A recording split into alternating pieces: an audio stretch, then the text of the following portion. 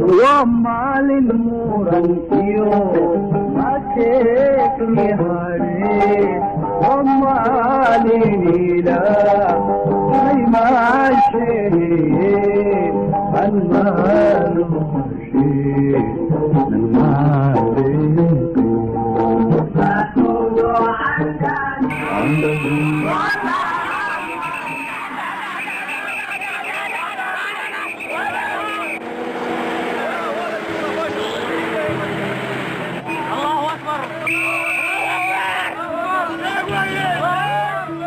dhammaadkii dagaaladii lagula jiray keligii taliyihii iyo taliskii macangaga ahaa ee siyaad barre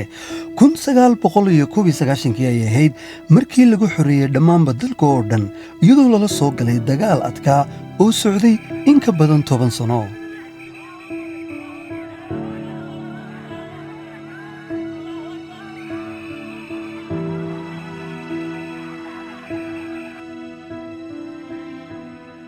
dubuxoreyntii kadib waxa gacanta lagu dhigay dal laga burburiyey dhammaan kaabayaashii nololeed oo dhan dawo ma jirin biyo nadiif ahina ma jirin iskuulna ma dhisnayn wax raad nololeed oo muuqday haba yaraatay ma jirin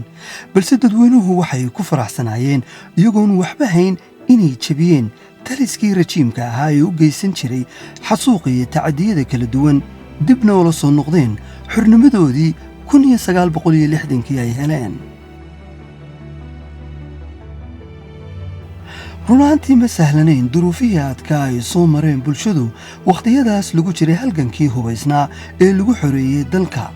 haddii bulsha midooda kuna heshiiso siday himiladooda u rumayn lahaayeen waxaa tusaale weyn u ah dib u heshiisiintii beelaha iyo ku dhawaaqistii gooniisutaagga jamhuuriyadda somalilan ee ku qabsoomay magaalo madaxda gobolka togdheer ee burco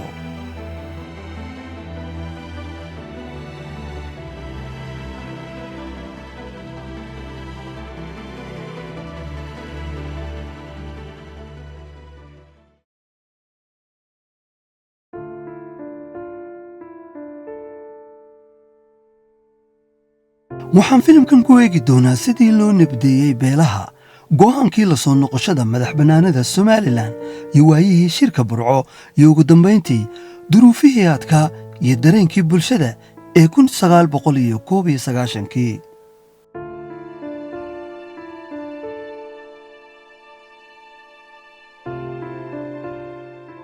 kadib markii SNM ay dib u xoraysay dalka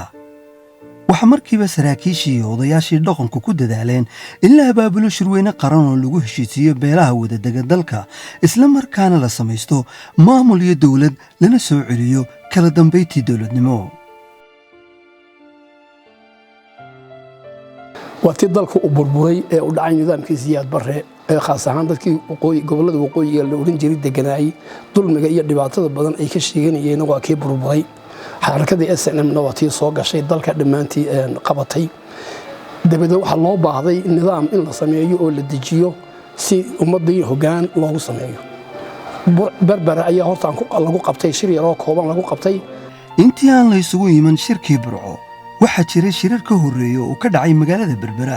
shirkaasoo ujeeddadiisu ahayd gogol xaadhkii nabadaynta beelaha dhexdooda waxaana loo ballamay shirkii burco in lagu gunaanado dadaalada nabadaynta laguna dhisto maamul xalliiban oo cid walba ka muuqato markii ay dawladdii meesha ka baxday oo ay SNM ku guulaysatay inay maamusho gobolladii waqooyiga waxaa la isugu yeedhay markii ugu horreysay berbera baa la isugu yimi berbera markaa nabaddii halkaa aasaaska loogu dhigay loona ballamay in May la isugu yimaado shirka burco 1991kii ayaa shirkii burco la gudagalay iyadoo ay ku dhammaayeen dhammaan beelaha wadadega somalilan wuxuu ku bilaabmay jawi deggan bulshaduna waxay aad ugu dhegtaagayeen maxsuulka ka soo bixi doona shirka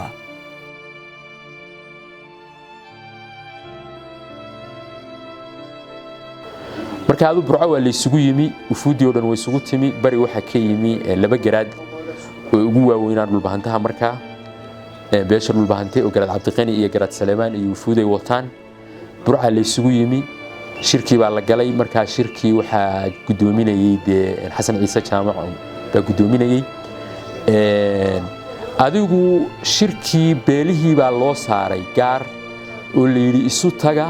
soo wada hadla wax ku soo heshiiyey inaanu bari iyo galbeedba dadkii reer Soomaaliland uga yeedhno odayaashii ku casuumno in aanu halkaa ku soo gunaanadno colaadii soconaysay 10 sanadood ee waddanku habsatay ku soo gunaanadno shirka Burco go'aamadii ka soo baxay ee aanu halkaa ku wada qaran wuxuu shir qaran buu ahaa asana baa qaban qaabisay wala socotaayo taariikhda clipska iyo wixii fiileeyay waad aragto ana gudoominayay shirka Burco waxa weeyaan waxa ay Soomaaliland dheer tahay Soomaalida inta kale taashaka kuma jiro waa arin taariikhi ah weeyaan waxay dheer tahay Soomaaliland Soomaalida kale weeyaan waxaad ku garanaysaa inay sidaa tahay go'aamadii ka soo baxay sidaa direed baa lagu heshiiyey Burco ayaa lagu kulmay waxa Burco lagu heshiiyey in dawladda halka lagu aasaaso waxa la soo jeediyo dad badan ku hor u badnaayeen in la yiraahdo waan goosanay la yiraahdo loo badnaa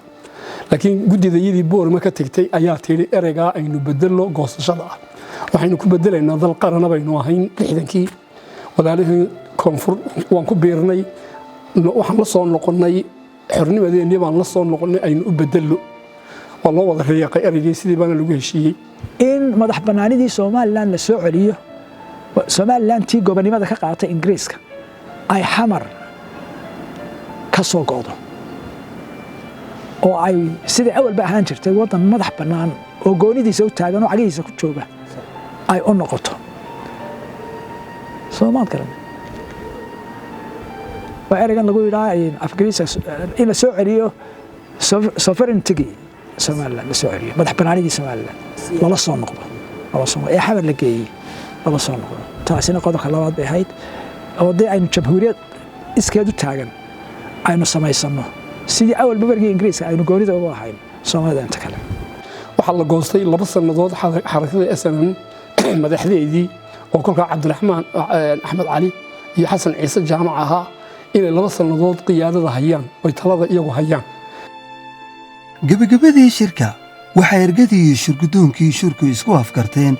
oo la isku raacay dhowr qodob oo muhiim ah waxaase ugu mudnaa qodobkii la soo noqoshada madax bannaanida Jamhuuriyadda Soomaaliland oo lagu dhawaaqay 18 May 1991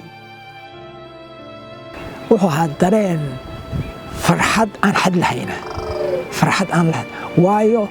aniga oo kale iyo raggii aan wada soconay 10 sanadood oo rafaada waxaanu keento ku jiray Soomaad kale dhalinyarada ku oran jiray kaadida soo cabay Soomaad kale duruuf adag baan soo maray oo intii ilaahay aan jirto lagu gashay oo imtixaana oo rafaada marka ilaahay baan ugu xamdi naqanay wixii naga dhamaadeen hawshii naga dhamaatay waanu nafis bay ahayd farxad bay ahayd xaaji aadan axmed diiriyo oo ku magac dheer aadan baradho wuxuu ahaa mas-uulkii maalinta akhriyay heshiiskii beelaa kuna dhawaaqay la soo noqoshadii madax bannaanida Jamhuuriyadda Soomaaliland xaaji aadan waxaan xusuusiyey dareenkii bulshada ee 19 markii uu ku dhawaaqayay qodobadii lagu heshiiyey dareenka dadka horta shucuurta dadku wax la qiyaasi kara ma ahayn wuxuuna misaal kaaga soo qaadayaa anigeygani markaan misaal iska soo qaado maalintii aanu hadlayay maanta ma hadli karo waxay shucuurta markaan anigeygu jirtay iyo tamaanta joogtada oo kale laba يعني waxa weey waan deeq qeyraal ayaa dadku wada qeyraysnaa aadna waa loo faraxsanaa waxa lagu faraxsanaa waxa ahayd go'aanimadii deegaanka luntay 60kii oo dhib badan loo soo maray oo halgan badan la soo galay oo loo soo dhintay oo loo soo burburay oo loo soo baabaay oo dalkeenu u rogmaday oo wixii boqolaalka sano aynu soo dhisaynay baabeen oo halyeeyeen u dhinteen oo magaalooyinkeena u burbureen oo maxaan ku dhahayn waxa soo dhiba waxaan dil carab lagu koobi karno dhiba loo soo maray ayay ilaahay nagu guuleeyeen maanta helay oo hananay marka taas baa lagu faraxsanaa farxadaas lagu jiray shucuurta dadku marka wax la qiyaasi karo ma yahayn haddaad eegto maanta iyo maalintii dadka sawirada haddaad eegto shirka fadhiyay dad wada basiiraysan bay dahay xagga muuqaalka. xaaji aadan waxa uu nooga sheekeeyey dareenkii farxadeed ee bulshada 1991kii markii lagu dhawaaqay go'aamadii shirka, balse isagoo sii watay hadalka ayaa marqura waxa isbedelay shucuurtiisii isagoo isbarbar dhigay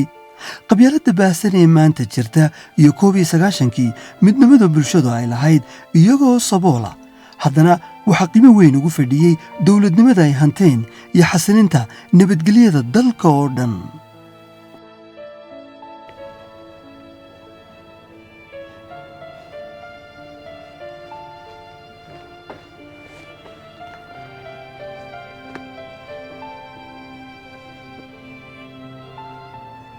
المدار waxay ka leexaway xusuusta dib noqoshada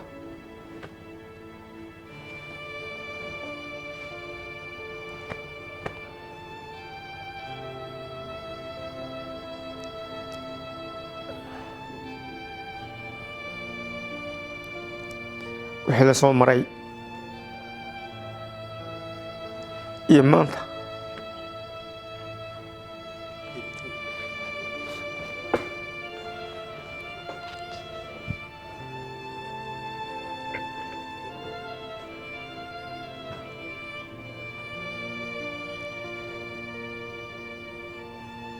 يمان سائر وقولي الليل إنه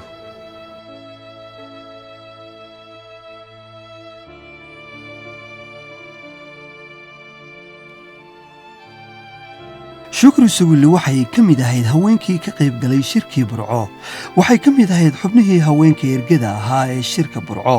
waxaan ugu tegay magaalada Burco oo ay ku nooshay. waxay igu ogolaatay inaan waraysi kula yeesho goobtii 1991kii shirku ka socday. waanu gabowno cagahan tabcaan kan ahay managa fuuli karna halkii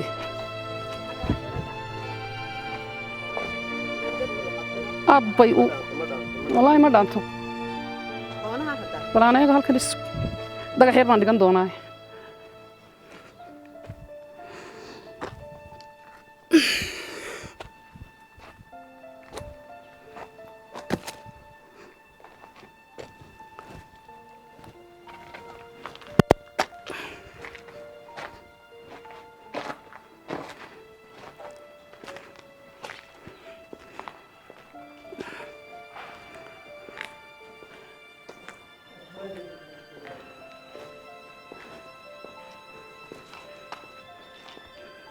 waxay u suurta gashay horta wixii ilaahay ku fududeeyay adiguna aad ku tala gashaa de way qabsoomayaan ilaahay qadarkiisa ku qabsoontay waxay ku lagu qabtay wixii aynu haysanay ee aynu la soo galay ee aynu maxaan ku dhahday waxna inaga soo horeyn waxna la inaga caawin oo la inama siin dadkii meesha ka yimee soo galay waxay siteen ma jirin ilaahay qadarkiisa ku fududaatay lagu fadhiistay maskax midaysan iyo qalbi niyad wanaagsan oo saafiya ayay dadku la yimaadeen sidaasay ku suurta gasho lagu fadhiistay 2 bilood iyo dhowr iyo 10 cishana waa loo fadhiyay cid ina caawinaysa iyo meel wax la inaga siinayna ma jirin jeebabka dadkii wixii ku jiray baadee maxaan ku dhahday lagu shirka lagu galay oo lagu fadhiistay waxaan ka xasuustaa dadku meel bay ahaayeen 2 meelood ma jirin wax isu dhow ma dadku waxay ahaayeen dad midaysan qalbiga ka midaysan maskaxda ka midaysan wax ku midaysan isku mid ah maxaan ku dhahday wax kaliya ah maantana de waxay taagan tahay qofna loo sheegay maayo waynu aragnaa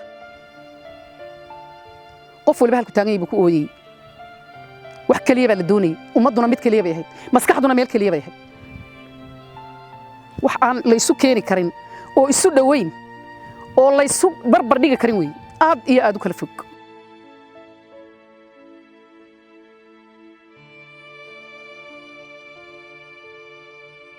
muuse nuur wuxuu ka mid ahaa mujaahidiinta SNM dib u xoreyntii kadib wuxuu ahaa mas'uulkii amniga iyo ilaalada u qaabilsanaa goobtii uu shirkii Burco ka socday.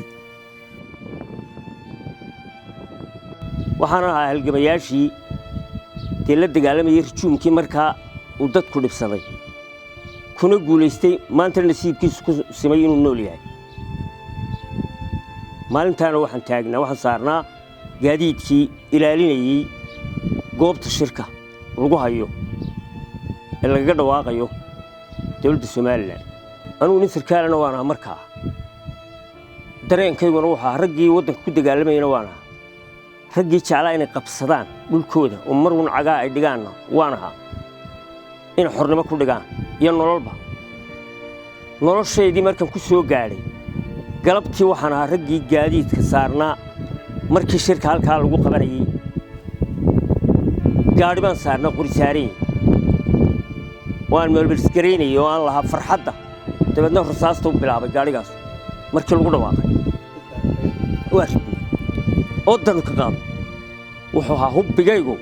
iyo jacaylkayga iyo niyaddeedii iyo kalsoonidayduba ku dhawaaqidaasaan raacsana marka anigu waxaan ahay hooyooyinkii waddanka soo galay aad iyo aad baa maalintii aniga muruga ay haysay markii calanka Soomaaliland la taagay beelaha Soomaaliland oo dhan way isugu yimaadeen yacnigii waxay isugu yimi ilaa daraf irgooyin aad u fara badan baa yimi magaaladuna waxay ahayd magaalo aan dhisnayn oo maxay tahay iska burbur badan ka muuqdo oo dhibaatooyin badan ka jiro laakiin anagu waxaanu haynay magaaladeeda ahniyad aad u fara badan dad aad u faraxsan baanu hayn lama koobi karo farxaddii dadweynaha wakhtigaas goobjoogga ka ahaa ku dhawaaqistii iyo dhismihii dowladnimada jamhuuriyadda Soomaaliland balse waayaha maanta taagan ee ku gadaaman dalka waxaad moodaa in farqi weyn u dhaxeeyo marka loo eego 1990kii waxaa si xoogaysanaya qabyaaladda colaadaha iyo in la ilaaway dhibaatooyinkii kala duwanaa ee soo maray bulshada Soomaaliland dad wax iska ogol buu dadku waaga ahaa oo nin walba ninka kale walaalkiya aw nolosha la ogol yahay ama mansabka uu la ogol yahay ama magaca uu la ogol yahay maanta waxa soo baxday dadkii oo labadii ilmaadeerka ahayd ee isu xigtay ayna waxba isu ogoleen waa laga xishoonayay qofku inuu yiraahdo reer hebel hadaanu nahay inuu yiraahdo waa laga xishoonayay inuu qofku jaraa'id wax ku qoro inuu qoraal bixiyo waa laga xishoonayay inuu idaacadaha dibadda la hadlo waa laga xishoonayay majlis golaa qofku intuu samayso inay dadku yiraahdaan hadaan reer hebel nahay annagu waxaan doonaynaa in la yiraahdo waa laga xishoonayay waxay qabyaaladu ku ekayd nidaamka magbixinta iyo dhaawacyada jaraaxaadka la bixinayo iyo kaalmada iyo aaska ayay ku koobnay waxa muuqda beriga 1991kii markii SNM loo dhiibay ay dagaaladu dhaceen ee la kala daatay waxa kala daadiyay loolan SNM dhexdiisa hadeer waxa muuqda ififaale loolan kale oo noocyo ba muuqda marka hadii xaqiiqada la sheego waxa weeye shirki Boorame markii laga yimi maamulkii la soo doortay loolanki oo kala muuqday inay soo rabaan inay soo celiyaan beelaha reer Sheekh Isxaaq kaasina dani uguma jirto dadka uguma jirto dalkana dani uguma jirto maanta nimca la qabaa dadkii baa wax bartay dhaqaalihii baa koray beriga nabadda laga shaqeynayay beelaha dadaalayay laakiin maamul kabay cashuur ma qaadanayn dawladdu maamul kabay ma jirto maamul wax walba inoo kabayayno haysanaa iyadoo aynu 27 sano ku dadaalnay dhismaha qaranka ee Soomaaliland waxayna la gudboon in lagu dadaalo sidii loogu gudbi lahaa caqabadaha maanta jira ee koow ka yahay qabyaaladda sii xoogaysanaysa daminta colaadaha taagan lana soo celiyo midnimada bulshada hadafkeennuna ahaado adkaynta qarannimada jamhuuriyadda Soomaaliland cadawgii lagu tirtiray taamil qaaday nacab halkankiisa taxnaa injirihii difiq lahaa cadawgii lagu tirtiray taamil qaaday nacab allow noo tiirise u taagnay calankayaga rabu tabantabiyo adigu noo taakule allow noo tiirise u taagnay calankayaga rabu tabantabiyo adigu noo